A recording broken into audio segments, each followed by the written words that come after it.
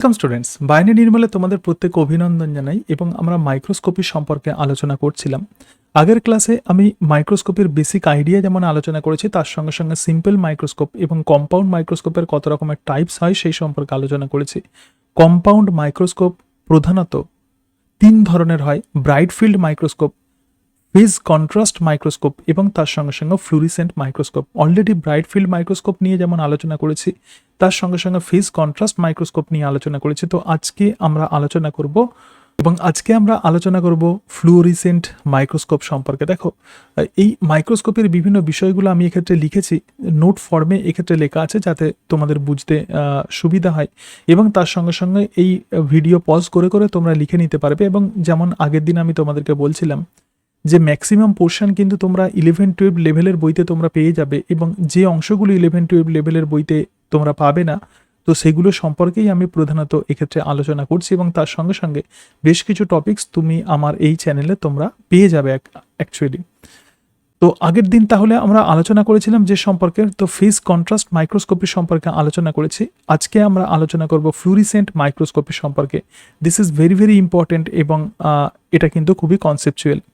দেখো, ফ্লুorescent মাইক্রোস্কোপিতে যখন কোনো ইমেজকে আমরা যখন দেখি, তখন সেই ইমেজকে কিন্তু অনেকটা এরকম দেখতে লাগে। আগে মাইক্রোস্কোপি পড়তে গেলে আগে আমাদেরকে দেখে নিতে হবে যে যে ইমেজকে প্রধানত কীরকম দেখতে লাগে, অর্থাৎ কোনো একটা পার্টিকুলার মাইক্রোস্কোপে আমরা যে কোনো অবজেক্টকে দেখি, তো সেই অবজেক্টকে কেমন দেখতে লাগে। তো এক্ষেত্রে দেখতে পাচ্ছ যে ফ্লুorescent মাইক্রোস্কোপের এটা কিন্তু ইমেজ, এবং এক্ষেত্রে দুই ধরনের কালার আমরা দেখতে পাচ্ছি। একটা রেড কালার আমরা দেখতে পাচ্ছি, এবং আরও একটা কালার আমরা যেটা দেখতে পাচ্ছি সেটা হলো গ্রিন কালার। এবং প্রধানত ফ্লুorescent মাইক্রোস্কোপিতে কোনো সেলের যে কম্পোনেন্ট আছে, তো সেই সেলের কম্পোনেন্টকে এইরকমভাবে কন্ট্রাস্টিং কালার করে তাকে প্রধানত দেখা হয়। অর্থাৎ একটি রিজিয়ান্স হয়তো গ্রিন কালার এবং আরও একটা রিজিয়ান্স রেড কালার, তো এরকমভাবেই প্রধানত কোনো সেলকে দেখা হয়। এক্ষেত্রে যদিও নিউক্লিয়াস ইত্যাদি মেনশন করা আছে, কিন্তু বা নিউক্লিয়াস আমরা দেখে বুঝতে পারছি, প্লাস এগুলো সাইটোপ্লাজম অন্যান্য পোর্শন, কিন্তু তবুও ফ্লুorescent মাইক্রোস্কোপিতে প্রধানত ইমেজকে জেনারেলি এইরকম দেখতে লাগে। তো ফ্লুorescent মাইক্রোস্কোপিতে যেটা ব্যবহার করা হয় সেটা হলো ফ্লুরোক্রোম। কিন্তু কিভাবে ফ্লুরোক্রোম ব্যবহার করা হয় এবং কিভাবে তারা প্রধানত কাজ করে ফ্লুorescent মাইক্রোস্কোপিতে, সেটাই আমরা বুঝবো। দেখো ফ্লুorescent মাইক্রোস্কোপিতে যেটা ব্যবহার করা হয় তো সেটাই হলো ফ্লুরোক্রোম, এবং ফ্লুরোক্রোম হলো সেই সমস্ত কম্পাউন্ড যারা একটা নির্দিষ্ট ওয়েভলেন্থের আলোকে শোষণ করে এবং লার্জার ওয়েভলেন্থের আলোকে যারা রিফ্লেক্ট করে দেয়, তো তাদেরকেই আমরা বলবো ফ্লুরোক্রোম। যেমন ধরো, এক্ষেত্রে দুটো ফ্লুরোক্রোম আমরা দেখতে পাচ্ছি, একটি হলো ফ্লুরেসিন এবং আর একটা হলো রোডামিন। প্রধানত এই ফ্লুরোক্রোম দিয়ে সেলের ডিফারেন্ট কম্পোনেন্টকে প্রধানত স্টেন করা হয়, বা এক্ষেত্রে অ্যাড করা হয় বলতে পারো। অর্থাৎ সেলের যে ডিফারেন্ট রিজিয়ান আছে, তো সেই সেলের ডিফারেন্ট রিজিয়ানে প্রধানত এই ফ্লুরোক্রোমকে দেওয়া হয়, এবং দিয়ে সেই রিজিয়ান প্রধানত কেমন ফাংশন করছে, তো সেগুলো সম্পর্কেই এক্ষেত্রে স্টাডি করা হয়। যেমন অ্যান্টিবডি এবং তার সঙ্গে সঙ্গে ডিএনএকে যে ফ্লুরোক্রোম দিয়ে প্রধানত লেবেল করা হয়, তো তাকেই বলা হয় ফ্লুরোসিন। এবং ডিএনএকে অনেক সময় রোডামিন দিয়ে ডিএনএকে অনেক সময় তাকে লেবেল করা হয়। এক্ষেত্রে স্টেনিং বলা হয় না, এক্ষেত্রে বলা হয় লেবেলিং। তাহলে ফ্লুরোক্রোম হলো সেই সমস্ত কেমিক্যাল বা কম্পাউন্ড যারা একটা নির্দিষ্ট ওয়েভলেন্থের আলোকে যারা অ্যাবসর্ব করবে এবং লঙ্গার ওয়েভলেন্থের আলোকে যারা রিফ্লেক্ট করে দেবে, তাদেরকেই আমরা বলবো ফ্লুরোক্রোম। যেমন ফ্লুরোসিন হলো একটি টাইপের ফ্লুরোক্রোম, এবং এই ফ্লুরোসিনে যদি আমরা ব্লু লাইট দিই, তাহলে ব্লু লাইট যদি আমরা ফেলি, তাহলে সে কিন্তু এমিট করবে যাকে, সেটা হলো গ্রিন লাইট। তাহলে গ্রিন লাইটকে সে এমিট করবে বা গ্রিন লাইটকে সে রিফ্লেক্ট করবে। তো গ্রিন লাইট রিফ্লেক্ট করবে যেটা, তো সেটাই হলো ফ্লুরোসিন। সুতরাং দেখো, ব্লু লাইটের কিন্তু ওয়েভ লেন্থ কিন্তু কম, ব্লু লাইটের ওয়েভ লেন্থ কম, আবার গ্রিন লাইটের ওয়েভ লেন্থ কিন্তু অনেক বেশি। তাহলে এক্ষেত্রে এটাই বলতে চেয়েছে যে ফ্লুরোসিন ব্লু লাইটকে অ্যাবসর্ব করবে এবং গ্রিন লাইটকে এমিট করবে, যেটা প্রধানত ডিএনএকে যেটা দিয়ে স্টেন করা হয়। তো গ্রিন ইয়েলো লাইট যদি আমরা রোডামিনে ফেলি, তাহলে রোডামিন যে লাইটকে রিফ্লেক্ট করবে সেটা হলো ডিপ রেড লাইট। সুতরাং ডিপ রেড লাইটের কিন্তু ওয়েভ লেন্থ বেশি হবে। কেন? আমরা প্রত্যেকেই জানি যে ভিপ-জিআর, তাহলে এক্ষেত্রে ভায়োলেটের ওয়েভ লেন্থ কম, আবার দেখো ব্লু এর তাহলে ওয়েভ লেন্থ কম, তাহলে এক্ষেত্রে গ্রিনের ওয়েভলেন্থ বেশি। তাহলে ফ্লুরিসেন্ট কি করছে, ব্লু ওয়েভলেন্থের লাইটকে অ্যাবসর্ব করছে এবং গ্রিনকে সে এমিট করছে। আবার যখন রোডামিনে যখন আমরা গ্রিন লাইট দেব, তাহলে গ্রিনের ওয়েভলেন্থ আবার রেডের থেকে কম, তাহলে রেডের বেশি, তাহলে সে কাকে এমিট করবে, সে রেডকে এমিট করবে। এবং সেই জন্যই তোমাদেরকে প্রথম যে ইমেজ দেখালাম, এক্ষেত্রে প্রথম যে ইমেজ আমরা দেখতে পাচ্ছি, দেখো এই যে গ্রিন, যেটা এই গ্রিন পোর্শনকে প্রধানত যেটা দিয়ে লেবেল করা হয়েছে, তো সেটাই হলো ফ্লুওরোসিন। ফ্লুওরোসিন দিয়ে প্রধানত এই পোর্শনকে লেবেলিং করা হয়েছে, ফ্লুওরোসিন দিয়ে। এবং রেড দেখো ডিএনএ কে এক্ষেত্রে, অর্থাৎ এক্ষেত্রে যে ফ্লুরোক্রোম ইউজ করা হয়েছে, তো সেটাই হলো রোডামিন। তো রোডামিন প্রধানত রেড কালার দিচ্ছে ফ্লুরিসেন্ট মাইক্রোস্কোপে, এবং এক্ষেত্রে ফ্লুরেসিন প্রধানত গ্রিন কালার দিচ্ছে, এবং এইভাবে কন্ট্রাস্টিং কালার জেনারেট করে প্রধানত ফ্লুরিসেন্ট মাইক্রোস্কোপে কোনো অবজেক্টকে আমরা ক্লিয়ারলি দেখতে পাই। এবার দেখো আমরা একটা বেসিক আইডিয়া পেয়ে গেলাম। তাহলে ফ্লুরেসেন্ট কেমিক্যাল কাকে বলে? অ্যাবসর্ব ওয়ান ওয়েভলেন্থ, অর্থাৎ একটা নির্দিষ্ট তরঙ্গ দৈর্ঘ্যের আলোকে সে অ্যাবসর্ব করবে এবং এমিটস আদার ওয়েভলেন্থ, ইউজুয়ালি লঙ্গার ওয়েভলেন্থ, তো তাক যেমন ফ্লুরোসিন। তাহলে ফ্লুরোসিন প্রধানত ব্লু ওয়েভলেন্থকে অ্যাবসর্ব করবে, সুতরাং ব্লুকে তারা অ্যাবসর্ব করবে, আর যেটাকে এমিট করবে তো সেটাই হলো গ্রিন। এক্সাম্পল হলো fluorescein. Fluorescein is a type of fluorescent chemical or fluorochrome. এরপরেই দেখো fluorescent microscopy used to detect the specific proteins or other molecules in the cells or tissues. তাহলে ফ্লুরেসেন্ট মাইক্রোস্কোপিতে প্রধানত কোনো স্পেসিফিক প্রোটিন অথবা কোনো মলিকিউলকে, প্রধানত কোনো ম্যাক্রোমলিকুল যেমন ডিএনএ অথবা অ্যান্টিবডি ইত্যাদি স্পেসিফিক মলিকুলকে প্রধানত স্টাডি করার জন্য এই ফ্লুরেসেন্ট মাইক্রোস্কোপি ইউজ করা হয়। এবং এই সমস্ত কেমিক্যালগুলো বা এই সমস্ত স্পেসিফিক মলিকুলগুলো প্রধানত সেলের মধ্যে কিভাবে ডিস্ট্রিবিউটেড হয়ে আছে, তো সেইগুলো স্টাডি করার জন্যই প্রধানত ফ্লুরেসেন্ট মাইক্রোস্কোপি ইউজ করা হয়, right? So this is very very important. যেমন ব্রাইট ফিল্ড মাইক্রোস্কোপিতে প্রধানত আমরা দেখেছিলাম যে স্টেনিং অবজেক্ট, অর্থাৎ কোনো অবজেক্টকে স্টেন করে তারপর সেটাকে স্টাডি করা হয়, এটাই ব্রাইট ফিল্ড মাইক্রোস্কোপি। প্রধানত স্কুল কলেজে এই ধরনের মাইক্রোস্কোপি ইউজ করা হয়। এবং তার সঙ্গে সঙ্গে ফেজ কন্ট্রাস্ট মাইক্রোস্কোপিতে আমরা দেখেছিলাম যে ফেজ চেঞ্জ করে কিভাবে লিভিং অবজেক্টকে স্টাডি করা হয়।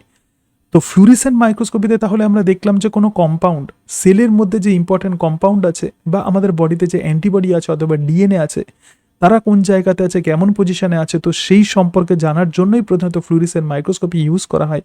এবং এই সমস্ত কম্পাউন্ডগুলোকে বা সেলকে প্রধানত এক্ষেত্রে ফ্লুরোক্রোম দিয়ে প্রধানত লেবেল করা হয়। এরকমই দুটো ফ্লুরোক্রোমের কথা বললাম, একটা ফ্লুরোসিন এবং আরও একটা রোডামিন।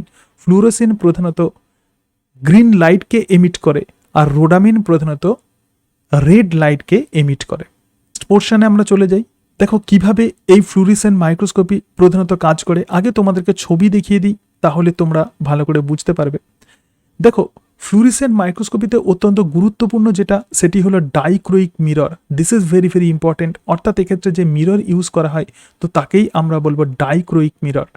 ডাইক্রোইক মিরর কি কাজ করে? একটা নির্দিষ্ট তরঙ্গ দৈর্ঘ্যের আলোকে সে রিফ্লেক্ট করে দেবে, এবং আরও একটা ওয়েভলেন্থের আলো কিন্তু এই ডাইক্রোইক মিরর দিয়ে কিন্তু চলে যাবে, অর্থাৎ পাস করে যাবে। সুতরাং আমরা যদি এরকম ধরি যে ব্লু লাইট, দেখো এক্ষেত্রে এটা আমি এঁকেছি ব্লু লাইট, তো ব্লু লাইটকে ডাইক্রোইক মিরর রিফ্লেক্ট করে দিচ্ছে, আবার গ্রিন লাইটকে সে কিন্তু তার মধ্য দিয়ে পাস করিয়ে দিচ্ছে।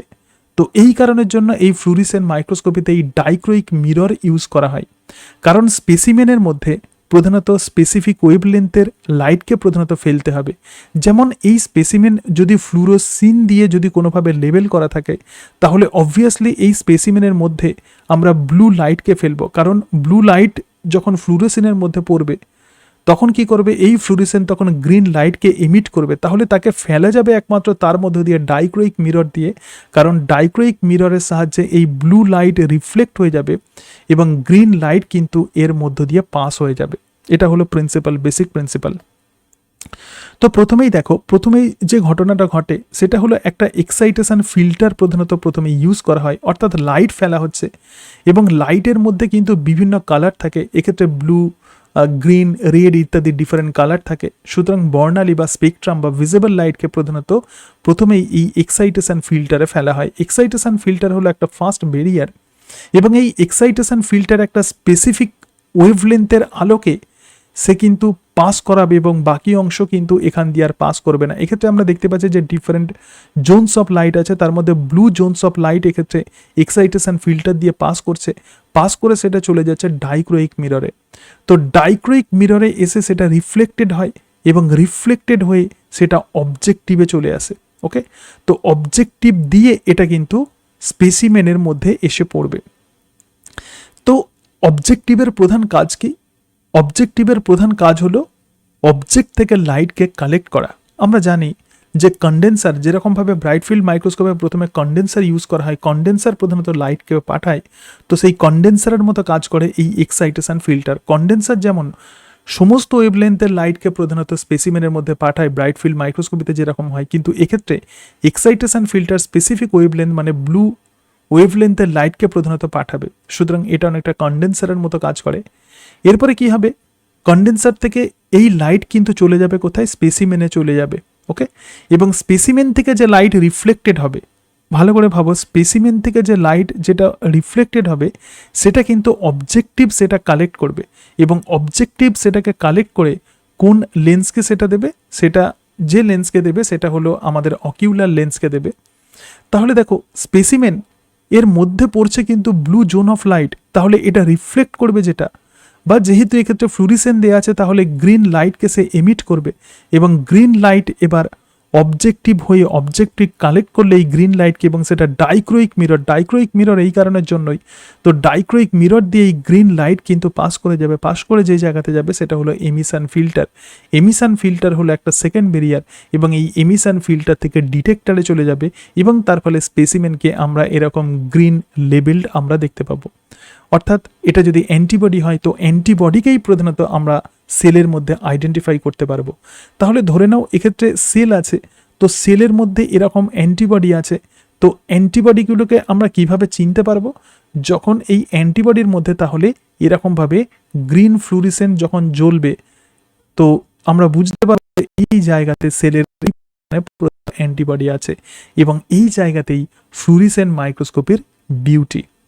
তো যে লেখাগুলো দেখে নাও, তাহলে তোমাদের একদম ক্লিয়ার হয়ে যাবে। দেখো, এক্ষেত্রে প্রিন্সিপাল যেটা বলছে লাইট ইউজড, কোন লাইট আমরা ইউজ করবে? ইউভি লাইট, ভায়োলেট এবং ব্লু লাইট জেনারেলি ইউজ করা হয়, এবং objective lens act as the condenser. এক্ষেত্রে তাহলে অবজেক্টিভ লেন্স অনেকটা কন্ডেন্সারের মতোও কিন্তু কাজ করে। দেখো, অবজেক্টিভ লেন্স দিয়ে যেমন লাইট যেমন পাস হচ্ছে, এটা কন্ডেন্সারের মতো যেমন কাজ করছে, তার সঙ্গে সঙ্গে অবজেক্টিভ লেন্স কিন্তু লাইটকে কালেক্টও করছে। এক্সাইটেশন ফিল্টার লাইট দিচ্ছে, এটা যেমন কন্ডেন্সারের মতো কাজ করছে, অবজেক্টিভ লেন্স তাহলে এক্ষেত্রে আমরা দেখতে পাচ্ছি যে ডুয়েল ফাংশন করছে। এক নাম্বার, এর মধ্য দিয়ে যেমন লাইট যেমন পাস হচ্ছে, অর্থাৎ স্পেসিমেনে যেমন লাইট ফেলছে, এবং তার সঙ্গে সঙ্গে এ কিন্তু কালেক্টও করছে। সেই জন্য অবজেক্টিভ লেন্স এক্ষেত্রে কিন্তু কন্ডেন্সারের মতো কাজ করে। পরীক্ষাতে অনেক সময় প্রশ্ন দিতে পারে যে কোন মাইক্রোস্কোপের ক্ষেত্রে অবজেক্টিভ লেন্স কন্ডেন্সারের মতো কাজ করে। দেখো, মার্কারি ভেপার আর্ক, এক্ষেত্রে যেটা ইউজ করা হয় mercury vapour arc lamp, source of light pass through, তাহলে মার্কারি ভেপার ল্যাম্প থেকে প্রধানত লাইটকে দেওয়া হয়, এবং সেটা প্রধানত এক্সাইটার ফিল্টারে যায়। এক্সাইটার ফিল্টার হলো first barrier. Exciter filter select light of wavelength that excite the fluorochrome. তাহলে ফার্স্ট যে ব্যারিয়ার আছে, যখন এই মার্কারি ভেপার বা আর্ক থেকে যখন লাইট যখন পড়ছে, যখন সেটা এক্সাইটার ফিল্টারে যখন যাচ্ছে, এক্সাইটার ফিল্টার এটা ঠিক করে দেয় যে কোন লাইটকে সে পাস করাবে। আমরা যদি ফ্লুরোসিন যদি আমরা ইউজ করি, তাহলে এক্সাইটার ফিল্টার প্রধানত ব্লু লাইটকে পাস করাবে। আবার যদি রোডামিনকে আমরা যদি ইউজ করি, তখন এক্সাইটার ফিল্টারকে এমনভাবে করতে হবে যাতে সেটা গ্রিন ইয়েলো লাইটকে প্রধানত পাঠায় স্পেসিমেনের মধ্যে। Okay, so this is the first barrier. এরপরে ব্লু লাইট, আমরা ধরে নিচ্ছি যে স্পেসিমেন ফ্লুরোসিন দিয়ে লেবেল করা আছে, সুতরাং blue light directed down the microscope. তাহলে ব্লু লাইট এবার কি হবে? নিচের দিকে নামবে মাইক্রোস্কোপের কিন্তু নিচের দিকে নামবে by special mirror call the dichromatic mirror বা ডাইক্রোইক মিরর। এক্ষেত্রে ডাইক্রোইক মিরর কেন বলছি? কারণ রিফ্লেক্ট দ্য শর্টার ওয়েভলেন্থ। আমরা দেখলাম যে ব্লু ওয়েভলেন্থ, তাহলে ব্লু কিন্তু শর্টার ওয়েভলেন্থ, তার তরঙ্গ দৈর্ঘ্য কম, তাহলে এই ডাইক্রোইক মিরর শর্টার ওয়েভলেন্থের লাইটকে রিফ্লেক্ট করে দেবে, কিন্তু লঙ্গার ওয়েভলেন্থের লাইট কিন্তু এখান দিয়ে পাস করবে। তাহলে শর্টার ওয়েভলেন্থের ক্ষেত্রে কি ব্লু, আর লঙ্গার ওয়েভলেন্থ কি গ্রিন। আরও একবার ছবিটা দেখে নাও, দেখো শর্টার ওয়েভলেন্থ, তাহলে ডাইক্রোইক মিরর এক্ষেত্রে কি হচ্ছে? শর্টার যে ওয়েভলেন্থ আছে, so this is shorter wavelength, আমি একটু কালারটাকে সাদা করি, সুতরাং এক্ষেত্রে শর্টার ওয়েট, ওকে একটু সাদা করি, তাহলে তোমাদের বুঝতে সুবিধা হবে। তাহলে শর্টার ওয়েভলেন্থ, তো শর্টার ওয়েভলেন্থ এক্ষেত্রে রিফ্লেক্ট হয়ে যাচ্ছে, আর যেটা লঙ্গার যে ওয়েভলেন্থ, যেক্ষেত্রে ওয়েভলেন্থ যেক্ষেত্রে বেশি আছে বা লঙ্গার ওয়েভলেন্থ যেটা আছে সেটা কিন্তু এখান দিয়ে পাস করে যায়। তাহলে ডাইক্রোইক মিরর প্রধানত এরকমভাবে কাজ করে। তো ডাইক্রোইক মিরর, সুতরাং এক্ষেত্রে আমরা ফ্লুরিসেন্ট মাইক্রোস্কোপে আমরা ইউজ করি। এরপরে blue light enter the objective lens, obviously blue light এবার ডাইক্রোইক মিরর যেটাকে রিফ্লেক্ট করে দিল সেটা অবজেক্টিভ লেন্সে যাবে, অবজেক্টিভ লেন্স হয়ে স্পেসিমেনের মধ্যে যাবে এবং স্পেসিমেনকে ফ্লুরোক্রোম বা ফ্লুরিসিন দিয়ে তাকে কিন্তু স্টেন করা হয়েছে। Fluorochrome absorb the blue light and the green fluorescent, এবং এক্ষেত্রে যে ফ্লুরোক্রোম ইউজ করা হয়েছে সেটা কিন্তু ফ্লুরোসিন। এক্ষেত্রে যে ফ্লুরোক্রোম ইউজ করা হয়েছে তো আমাদের স্টাডির সুবিধার জন্য, তো এটা কিন্তু ফ্লুরোসিন। তো ফ্লুরোসিনের ফাংশন কি, এটা ব্লু লাইটকে অ্যাবসর্ব করবে এবং গ্রিন ফ্লুরিসেন্ট দেবে, অর্থাৎ গ্রিন লাইটকে সে কিন্তু এমিট করবে। সুতরাং এই যে গ্রিন যে লাইট আছে, অর্থাৎ যেটা লঙ্গার ওয়েভলেন্থের লাইট আছে green fluorescent, travel through the objective lens, এবার সেটা কিন্তু অবজেক্টিভ লেন্স দিয়ে চলে যাবে। অর্থাৎ দেখো গ্রিন লাইট এবার কি হচ্ছে, অবজেক্টিভ লেন্স দিয়ে কোথায় চলে যাচ্ছে, ডাইক্রোইক মিরর, ডাইক্রোইক মিরর ক্রস করে সেটা যেখানে চলে যাবে সেটা হলো এমিশন ফিল্টার। সুতরাং আমরা এক্ষেত্রে দেখলাম যে ফ্লুরোক্রোম ব্লু লাইটকে অ্যাবসর্ব করছে এবং গ্রিন ফ্লুরিসেন্ট দিচ্ছে। এরপরে green fluorescent travel through the objective lens and enter the dichromatic mirror বা ডাইক্রোইক মিরর, এবং green light go to emission filter. এবার কি হবে, এই গ্রিন লাইট এবার এমিশন ফিল্টারে চলে যাচ্ছে। দেখো green light go to emission filter, এটাই হলো second barrier, cut the unwanted light and pass only green light to the detector. তো এটা কিন্তু সেকেন্ড ব্যারিয়ার। যদি এরকম হতে পারে যে কোনো কোনো লাইট হয়তো লঙ্গার ওয়েভলেন্থের লাইট, শুধুমাত্র ব্লু আছে, ব্লুয়ের সঙ্গে সঙ্গে তো অন্য ওয়েভলেন্থের লাইটও এখান দিয়ে হয়তো চলে যেতে পারে, লঙ্গার ওয়েভলেন্থের লাইট, তো সেই সমস্ত লাইটগুলো কিন্তু এখান দিয়ে আর পাস হবে না। তাহলে অন্যান্য লাইট এখান দিয়ে পাস করবে না, শুধুমাত্র এই যে গ্রিন লাইটকেই কেবলমাত্র এই এমিশন ফিল্টার দিয়ে পাস করবে, সেই জন্য একে আমরা বলছি সেকেন্ড ব্যারিয়ার। তো ফ্লুরেসেন্ট মাইক্রোস্কোপিতে প্রধানত যে ব্যারিয়ার ইউজ করা হয় এটা ঠিক করে দেয় যে কোন তরঙ্গ দৈর্ঘ্যের আলো সেখান দিয়ে পাস করবে এবং কোনটা পাস করতে পারবে না, এটা প্রধানত ঠিক করে দেয় এই ব্যারিয়ার।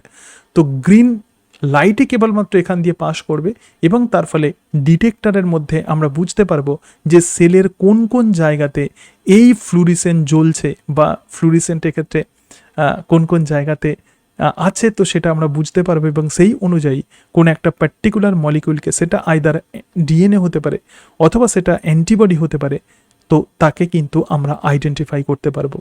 এবং এরকমভাবেই প্রধানত ফ্লুরিসেন্ট মাইক্রোস্কোপি কাজ করে।